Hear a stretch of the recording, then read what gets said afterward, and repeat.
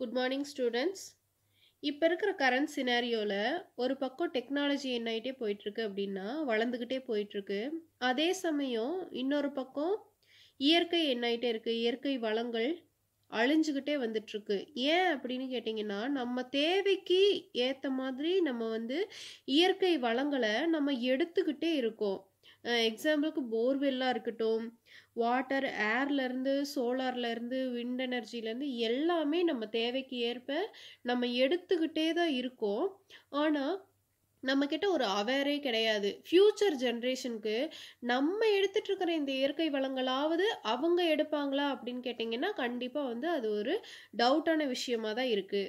இந்த மாதிரியான இயற்கை வளங்களை தேவைக்கு ஏற்ப எடுக்கிறோம். ஆனாலும் தேவைக்கு அதிகமாகவே நம்ம அவசியம் இல்லாமல் செலவு பண்ணுறதுனால தேவைக்கு அதிகமாக நம்ம இந்த இயற்கை வளங்களை எடுக்கிறோம். இந்த லெசனில் நம்ம என்ன பார்க்க போகிறோம்னா, யூனிட் 22 சுற்றுச்சூழல் மேலாண்மை. சுற்றுச்சூழலை எப்படி பாதுகாக்கிறது, அதுக்கப்புறம் நம்மளை சுற்றி இருக்கிற இந்த இயற்கை வளங்களை நம்ம எப்படி பாதுகாத்துக்கிறது அப்படிங்கிறத தான் ப்ரீஃபாக இந்த லெசனில் நம்ம பார்க்க போகிறோம். ஃபர்ஸ்ட் ஆஃப் ஆல், இந்த இயற்கை வளங்களை எப்படி பாதுகாக்கிறது, முறையாக பயன்படுத்துறது அப்படின்னு கேட்டிங்கன்னா, ஃபஸ்ட்டு நம்ம அந்த இயற்கை வளங்களை அளவுக்கு அதிகமாக தேவையில்லாமல் யூஸ் பண்ணுறத ஃபஸ்ட்டு நம்ம நிறுத்தணும். அப்போ அந்த இயற்கை வளங்களை நம்ம முறையாக பயன்படுத்தினோம்னாலே இயற்கை வளங்களை நம்ம பாதுகாக்க முடியும். இயற்கை வளங்கள்னா என்ன? இயற்கையில் இருந்து நம்மளுக்கு கிடைக்கக்கூடிய வளங்கள், நம்ம தேவையை தீர்க்கக்கூடிய அத்தியாவசியமான வளங்களை தான் நம்ம இயற்கை வளங்கள் அப்படின்னு சொல்கிறோம். என்னென்ன நம்ம சேமிக்கலாம் அப்படின்னு கேட்டிங்கன்னா, நீர், காற்று, அதுக்கப்புறம் சில எரிபொருட்கள் பயன்படுத்துகிறோம் இல்லையா, பெட்ரோல், டீசல், அந்த மாதிரி ஜென்ரலாகவே நம்மளுக்கு கிடைக்கிற வளங்களை நம்ம வேஸ்ட் பண்ணாமல் முறையாக பராமரித்து பாதுகாத்தாலே நெக்ஸ்ட் ஜென்ரேஷனுக்கு அது ரொம்ப யூஸ்ஃபுல்லாக இருக்கும். நெக்ஸ்ட் பார்த்தீங்கன்னா, காடுகள், அதன் முக்கியத்துவம். காடுகள் இல்லைன்னா நம்ம நாடு எப்போவோ பாலைவனமாக இருக்கும். இந்த காடுகளை நம்ம கார்பன் தொட்டி அப்படின்னு சொல்கிறோம். ஏன் அப்படின்னா, கார்பனை நிலைநிறுத்துறதுனால இந்த காடுகளை நம்ம என்னன்னு சொல்கிறோம், கார்பன் தொட்டி அப்படின்னு சொல்கிறோம். காடுகள் இல்லை அப்படின்னு கேட்டிங்கன்னா, மழைப்பொழிவு கரெக்டாக இருக்காது, வெள்ளம், நிலச்சரிவு, அந்த மாதிரியான இயற்கை சீற்றங்கள் கண்டிப்பாக ரொம்ப ஒரு மோசமான விளைவை தரும். இந்த மாதிரி காடுகள் இருக்கிறதுனால தான் தட்ப வெப்பநிலை எப்படி இருக்கு, சீராக இருக்கு இல்லையா? அதுக்கான முக்கியமான காரணம் என்ன? காடுகள் தான். இந்த மாதிரி காடுகளை நம்ம எதுக்கு அழிக்கிறோம் அப்படின்னு கேட்டிங்கன்னா, டேம் கட்டுறதுக்கு, பில்டிங்கு, காடுகளை அழித்து என்ன பண்ணுறோம், சைட் போட்டு பில்டிங் கட்டுறோம். அதுக்கப்புறம் நம்மளோட தேவைக்காக காடுகளை அழிச்சுக்கிட்டே நம்ம வர்றோம். ஒரு ஆண்டுக்கு 1.5 மில்லியன் ஹெக்டர் வனப்பரப்பு அழிக்கப்படுது. இதனால் என்ன ஆகுது அப்படின்னா, மழை காலத்தில் மழை வர்றதில்ல, அதனால பருவநிலை மாற்றம் ஏற்படுது. சில ஊர்கள்லாம் காடுகள் அழிச்சதுனால என்ன ஆகுது, பாலைவனமாகவே மாறின சூழ்நிலைகள் எல்லாம் நம்மளுக்கு உண்டாயிருக்கு இல்லையா? இந்த மாதிரி நிறைய அச்சுறுத்தல்கள் ஃப்யூச்சர் ஜென்ரேஷனுக்கு உருவாகுது. ஆயிரக்கணக்கான லட்சக்கணக்கான வன உயிரினங்கள் இந்த காட்டில் தான் வாழுதுங்கும்போது அதோட வாழ்விடத்தையே நம்ம அழிச்சிட்டோம் அப்படின்னா, நிறைய விலங்குகள் என்ன ஆகுது, இப்பெல்லாம் ஊருக்குள்ளே வருது. ஏன்? அவங்க இடத்துல போய் நம்ம வீடு கட்டிக்கிறோம். அப்புறம் அது என்ன பண்ணும்? இந்த மாதிரியான காடுகள் அடிக்கிறதுனால மண் அரிப்பு, வறட்சி, பெருவெள்ளம், இந்த மாதிரியான நிறைய இயற்கை சீற்றங்களை நம்ம ஃபேஸ் பண்ண வேண்டியதாக இருக்குது. நம்ம இந்தியாவில் 752.3 லட்சம் ஹெக்டர் பரப்பளவு காப்பு காடுகளாக வகைப்படுத்தி இருக்கு. அதுக்கப்புறம் பாதுகாக்கப்பட்ட வனப்பகுதியாக 215.1 லட்சம் ஹெக்டர் பரப்பளவு காடுகள் பாதுகாக்கப்பட்ட வனப்பகுதியாக இருக்குது. காடுகள் அழியாமல் எப்படி பாதுகாக்கிறது அப்படின்னு பார்த்தீங்கன்னா, மரம் நிறைய வளர்க்கணும். நம்மளுக்கும் விலங்கினங்களுக்கும் எல்லாத்துக்குமே பயனளிக்கக்கூடிய மரங்களை நம்ம வளர்க்கணும். அதுக்கப்புறம் மரங்களை வெட்டுவது கண்டிப்பாக குறைக்கணும். அப்புறம் சமூக காடு வளர்ப்பு திட்டம் மூலமாக நம்ம இந்த பப்ளிக் லேண்டு, இங்கே விறகு மேய்ச்சலுக்கு பயன்படுத்தப்பட்ட லேண்ட்ல எல்லாம் நம்ம சமூக காடு வளர்ப்பு திட்டத்தை பயன்படுத்துறதுனால பழமையான காடுகளோட அழிவை தடுக்கலாம். அதுக்கப்புறம் இந்த காடுகளையே நம்பி இருக்கிற பழங்குடியினரையும் அவர்களோட எதிர்காலத்தையும் நம்ம பாதுகாக்கலாம்.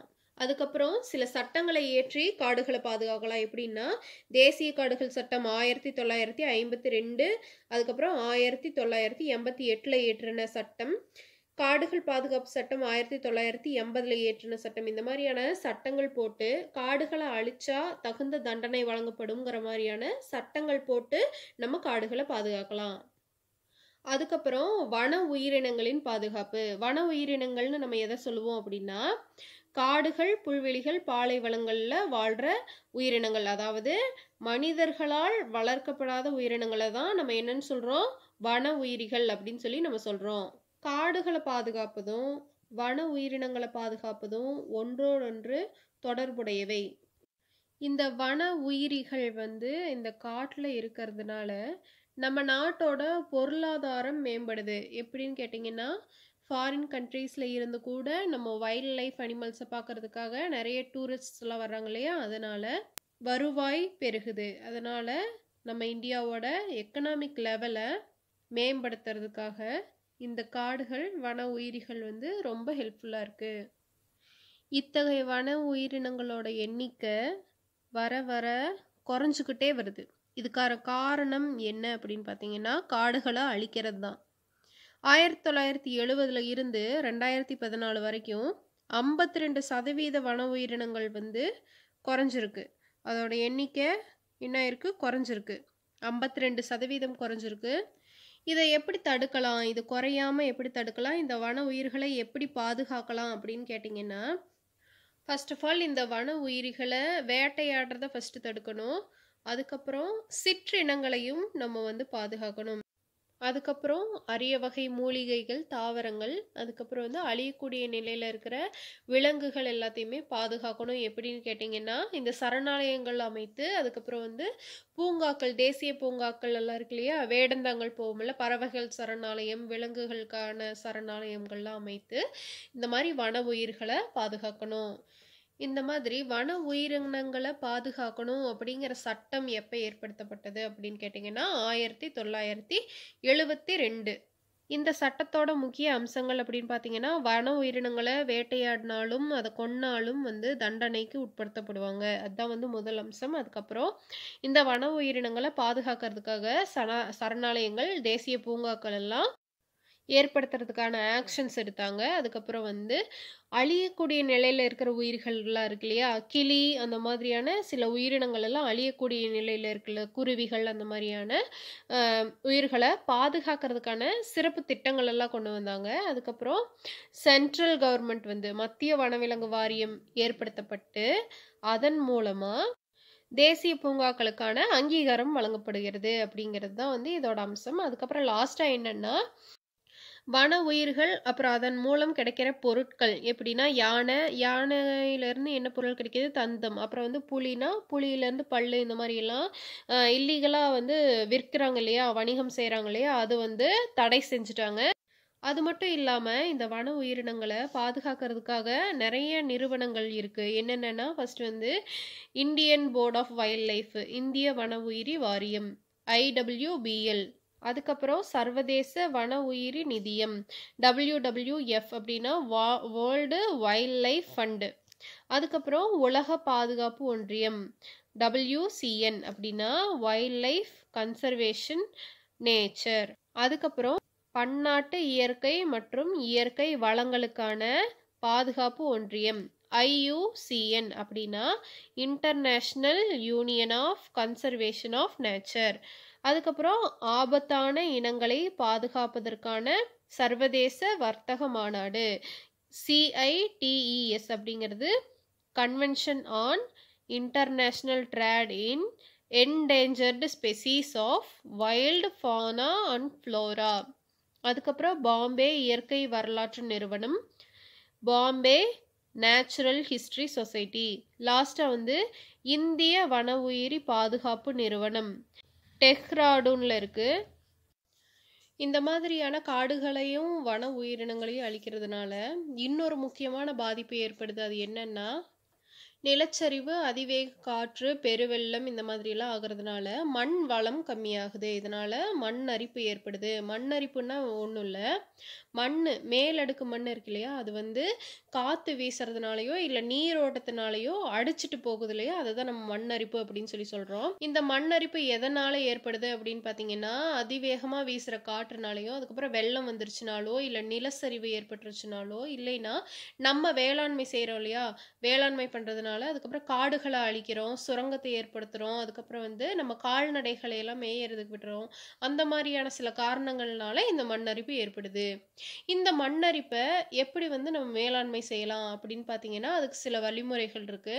அது என்னென்ன அப்படின்னா, மரங்கள், தாவரங்களை எல்லாம் அதிக பரப்புல வந்து நடுவதன் மூலமா இந்த மண் அரிப்ப நம்ம தடுக்கலாம். அதுக்கப்புறம் வந்து கால்நடைகள மேயறதுக்கு விடுறோம் இல்லையா? அத வந்து கட்டுப்படுத்துறது மூலமாவும் இந்த மண் அரிப்ப தடுக்கலாம். அதுக்கப்புறம் பயிர் சுழற்சி, மண் வள வேளாண்மை இது 2 மூலமாவும் கரிம பொருள்களின் அளவ வந்து மேம்படுத்தினா, மண்ணோட வளம் மேம்படுமா? அப்படி பண்றதுனால மண் அரிப்ப தடுக்கலாம். அதுக்கப்புறம் நீர ஓட விடாம ஒரு நிலப்பரப்புலயே சேமித்து வச்சோம்னா, மண் அரிப்ப நம்ம தடுக்கலாம். அதுக்கப்புறம் விவசாயம் பண்ணும்போது காற்றின் வேகத்துக்கு எதிர் திசையில நம்ம வந்து மண் உழுதோம் அப்படின்னாலும் மண் அரிப்ப நம்ம தடுக்கலாம்.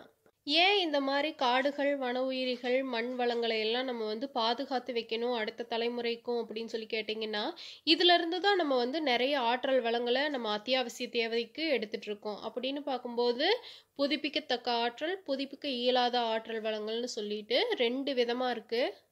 புதுப்பிக்க இயலாத ஆற்றல் வளங்கள்னு நம்ம எதை சொல்லுவோம் அப்படின்னா, தீர்ந்து போகக்கூடிய ஆற்றல் வளங்கள தான் நம்ம வந்து புதுப்பிக்க இயலாத ஆற்றல் வளங்கள் அப்படின்னு சொல்லுவோம். என்னென்ன தீர்ந்து போகக்கூடிய ஆற்றல் வளங்கள் நம்ம இப்ப யூஸ் பண்ணிட்டு இருக்கிறதுல, நிலக்கரி, பெட்ரோலியம், டீசல், இயற்கை வாயு, அதுக்கப்புறம் வந்து அணுக்கரு ஆற்றல் இந்த மாரியான ஆற்றல் வளங்கள் எல்லாம் தீர்ந்து போகக்கூடியது. அதாவது நம்மனால புதுப்பிக்க முடியாத ஆற்றல் வளங்கள தான் வந்து நம்ம வந்து தீர்ந்து போகக்கூடிய ஆற்றல் வளங்கள் அப்படின்னு சொல்லி நம்ம சொல்றோம். இதுல மரபுசார் ஆற்றல் வளங்கள் வந்து 90% நம்ம யூஸ் பண்ணிட்டு இருக்கோம்.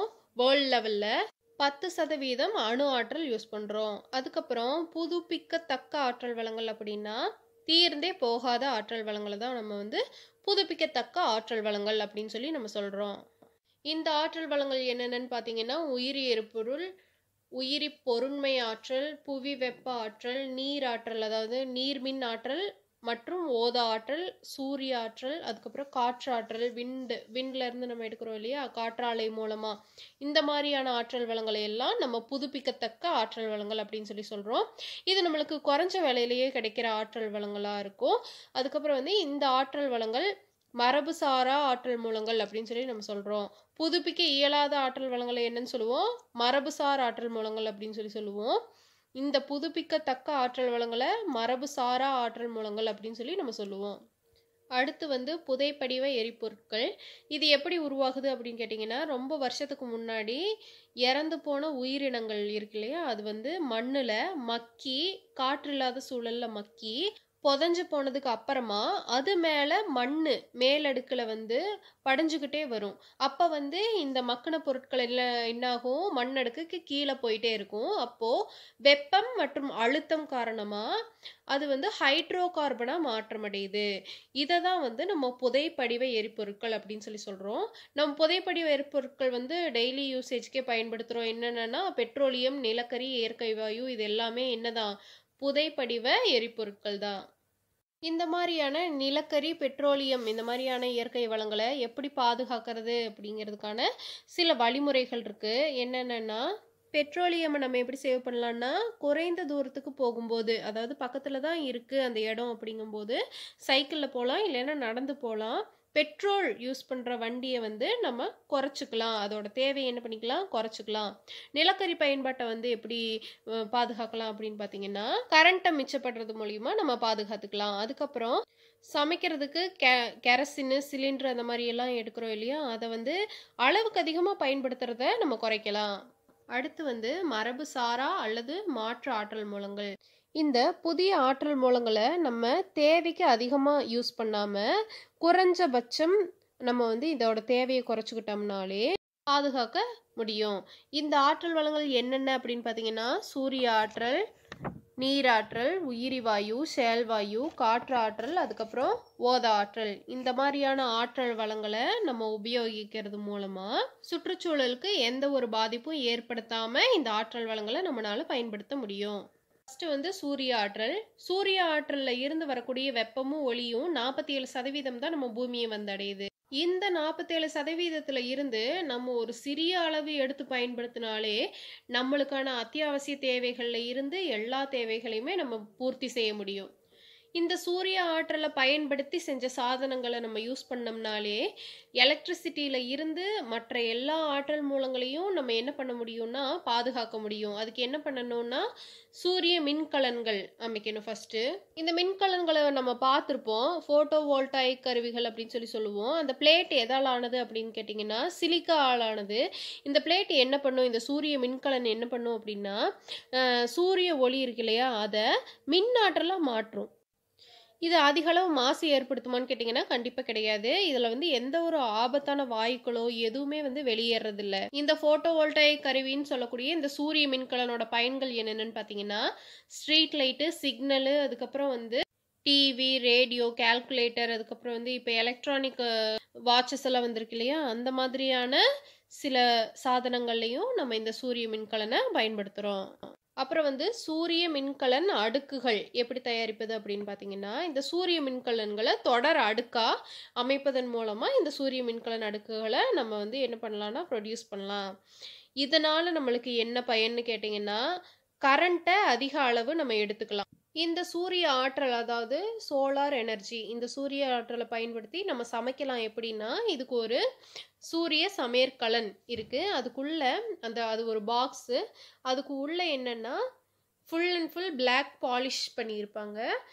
இந்த பாக்ஸ் வந்து மெட்டலாலேயோ இல்லை வுட்டாலேயோ ஆன பாக்ஸாக இருக்கும். இங்கே மேலே இந்த பாக்ஸ் மேலே என்ன பண்ணியிருப்பாங்கன்னா மிரர் கோட்டிங் கொடுத்துருப்பாங்க. அந்த மிரர் என்ன பண்ணுன்னா சூரிய ஒளியை எதிரொலிக்கும். சூரிய ஒளியிலேருந்து வர கதிர்வீச்சு இந்த பாக்ஸ் மேலே பட்டு உள்ளே இருக்கிற ஃபுட் என்ன ஆகுது, குக் ஆகுது.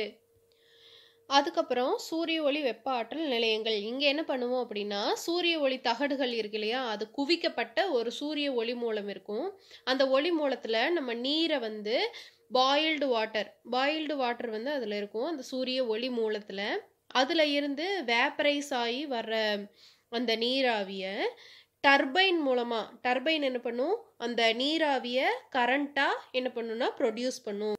இந்த சூரிய ஆற்றலோட நன்மைகள் என்னென்னா காஸ்ட் எஃபெக்டிவ், ரொம்ப விலை கம்மியாக கிடைக்கும். அதுக்கப்புறம் இந்த ஆற்றல் மூலங்கள் என்ன, புதுப்பிக்கத்தக்க ஆற்றல் மூலங்கள். அதுக்கப்புறம் இந்த சூரிய ஆற்றல் வந்து வெப்பமூட்டியாகவும் அதுக்கப்புறம் நம்ம கரண்ட் எடுக்கிறதுக்கும் யூஸ் பண்ணுறோம். அதுக்கப்புறம் இந்த சூரிய ஆற்றல்ல இருந்து ஏதோ ஒரு மாசு ஏற்படுது அப்படின்னு கேட்டிங்கன்னா கண்டிப்பாக கிடையாது. இது ஒரு எக்கோ ஃப்ரெண்ட்லி சோர்ஸ். அதனால இந்த ஆற்றலை பயன்படுத்துறது மூலமாக எந்த ஒரு மாசும் ஏற்படாது.